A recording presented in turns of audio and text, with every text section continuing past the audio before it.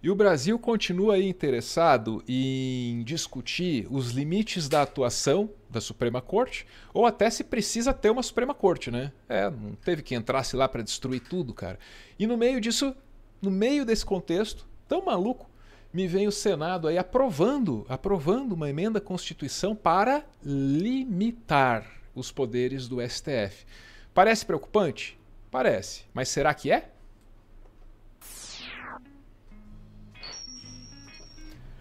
Com informação formaremos nossa opinião. Quem vai nos ajudar é ela, Adi Ferrer. E aí, de quem foi a ideia de mexer no que o STF pode ou não pode fazer? Gurizada, isso aí é, mais uma vez, os bolsonaristas, mas vamos lá. O texto foi aprovado no Senado em 2 turnos, por 52 a favor e 18 contra. O texto agora vai seguir para a Câmara. O foco principal é delimitar as decisões monocráticas, ou seja, aquelas decisões individuais que logo depois elas são validadas na plenária do STF. Pois bem, vamos botar aqui. A ideia é do Oriovisto Guimarães, do Podemos do Paraná, e o relator desse projeto foi o Esperidião Amin, do PP de Santa Catarina. Quem assistiu a CPMI do golpe deve lembrar dele, por ser aquele cara todo careca, que ficava o tempo inteiro dizendo as imagens, e falava também sobre os relatórios da ABIN. Aí quando veio o relatório da ABIN, ele parou de falar sobre o relatório da ABIN, porque, né, falava sobre os bolsonaristas. Pois bem, eu quero deixar um destaque aqui para a fala do Oriovisto.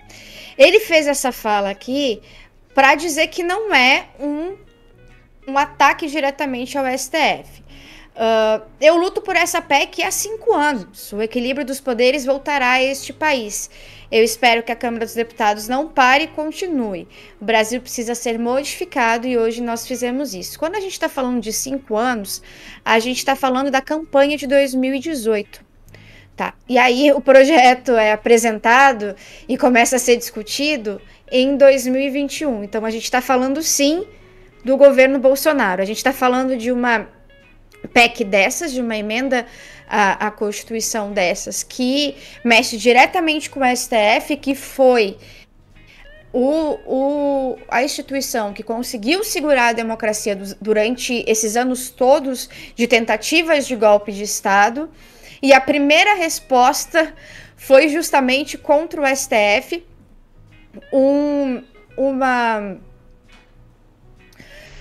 uma proposta que não caiu muito bem. Mas, enfim, estamos falando, né, de início de governo Bolsonaro, e pode ser que as pessoas tentem argumentar, né, que tipo, é só o início do governo Bolsonaro, isso não quer dizer muita coisa, nessa época ele não atacava o STF. Errado. Achei aqui uma mensagem que Jair Bolsonaro mandou e ficou pública em maio de 2019. Bastaram 5 meses de um governo atípico, sem jeito, né? Desde a tal... Aí ele começa a falar, não só políticos, mas servidores sindicalistas de toga e grupos empresariais bem posicionados nas teias de poder. Os verdadeiros donos do orçamento. As lagostas do STF e os espumantes com 4 prêmios internacionais são só a face gourmet do nosso absolutismo orçamentário. E também, nessa época, 2019, já tinha manifestação golpista. Olha essa aqui, 30 de junho de 2019. 88 cidades dos 26 estados e Distrito Federal. A gente vai aqui para baixo, vamos procurar algumas pessoas palestrando, olha só. Né? Que coisa, olha só, isso aqui é um boneco contra o STF, a gente tá falando de 2019, né? Então fica meio difícil dizer que isso não é um projeto que nasceu bem dessa base, bem da fonte de onde bebeu todo mundo envolvido nos ataques de 8 de janeiro. Lembrando que o STF, isso já está pacificado no STF, o STF já disse que houve uma tentativa de golpe em 8 de janeiro de 2023 e já tem mais de 25 pessoas condenadas por isso, por golpe de Estado, e outras pessoas que estão sendo investigadas. Mas, agora há pouquinho, o STF já respondeu essa lei, essa aprovação dessa PEC, e eu vou botar aqui só um pedacinho do discurso do Gilmar Mendes. Este Supremo Tribunal Federal não se curvou à ditadura militar nas quase 3 décadas de escuridão que mancham a história nacional. Este tribunal, num passado recentíssimo, ainda presente entre nós por força da memória dos mais de 700 mil mortos na pandemia da Covid, não sucumbiu ao populismo iliberal responsável pelo trágico 8 de janeiro, o dia da infâmia, conforme a sempre lúcida visão da ministra Rosa Weber. Esta mesma corte, senhor presidente, não haverá de submeter-se ao tacão autoritário, venha de onde ele vier. As ditaduras são sempre deploráveis e elas podem existir, tendo como marca o executivo ou também o legislativo. O velho e bom Kelsen já ensinava em 1928 que a jurisdição constitucional era a matriz principal de defesa do parlamento, das minorias parlamentares, contra o abuso, contra a ditadura da maioria. É preciso que isso seja pensado. Aí hoje Este Supremo Tribunal Federal... Opa, tem mais? Os ministros do STF responderam... Não tem, era o último. Desculpa. Os ministros do STF responderam hoje de uma forma... Acontece, amigo. Os ministros do STF responderam hoje de uma forma bem dura, assim, num sentido bem jogando na cara, né? Foi nós que tivemos que interferir em determinadas coisas para que pudesse se segurar a democracia brasileira.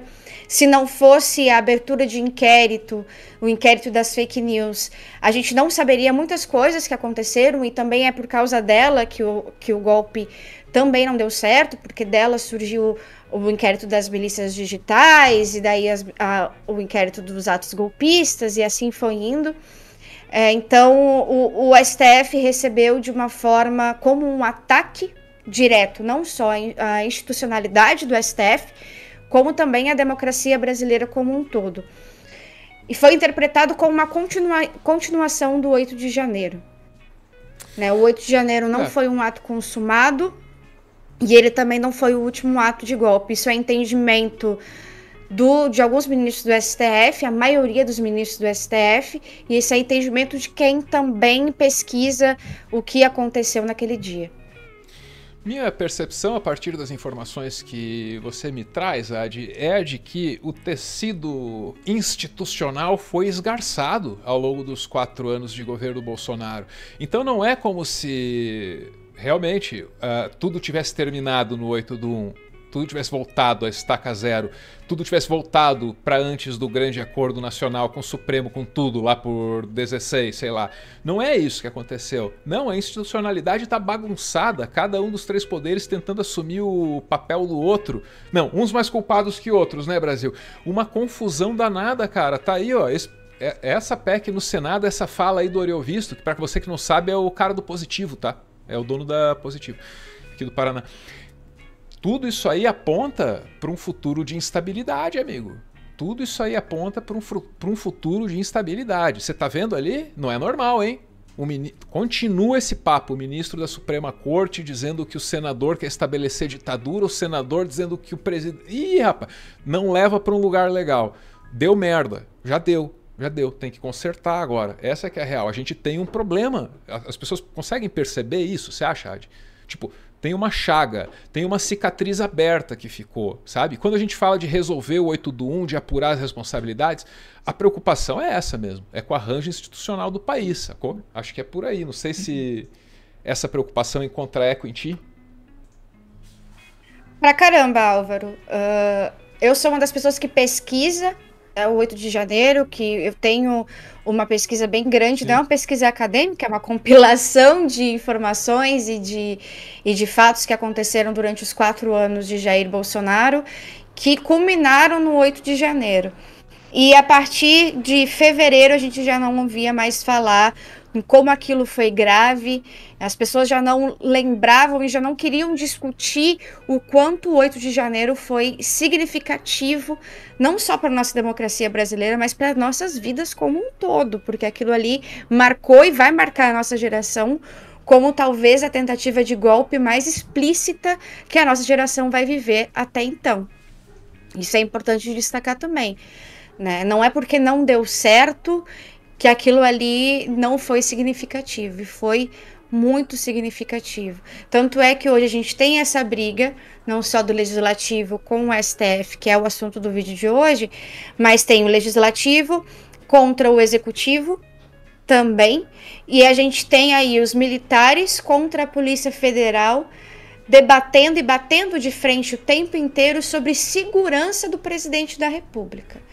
Não tem nem um ano que o 8 de janeiro aconteceu, a gente está em novembro de 2023, o ato todo aconteceu em janeiro de 2023, 10 meses, e ainda assim a gente tem que bater e lembrar as pessoas o tempo inteiro do que aconteceu. Durante a CPMI do golpe, a gente também não teve um engajamento como se teve na CPI da Covid, claro, né, perspectivas diferentes também, até porque a CPI da Covid, a Covid fazia muito mais sentido e era muito mais perto para as pessoas, e as pessoas estavam dentro de casa o tempo inteiro, então elas conseguiam participar mais, mas as descobertas da CPMI do golpe, elas vêm com uma certa desconfiança, mas essas descobertas da CPMI, elas nada mais são do que a parte pública do que foi descoberto pela Polícia Federal, né? Então a gente tem que começar também a bater nisso todos os dias para as pessoas e lembrar que já há uma pacificação nesse assunto. O Brasil sofreu uma tentativa de golpe de Estado em 8 de janeiro. Não está tudo normal. As tentativas não pararam aí. E as vontades de ruptura da democracia também não param aí. Todo dia tem uma tentativa praticamente. Muito obrigado, Adi, pelas informações. Bateu uma salva de palma aqui pro profissional. Esse foi o Plantão do Meteoro. E se você quiser apoiar o nosso trabalho, seja membro do nosso clube de canais, o Clube do Fim. Valeu, Adi! Eu.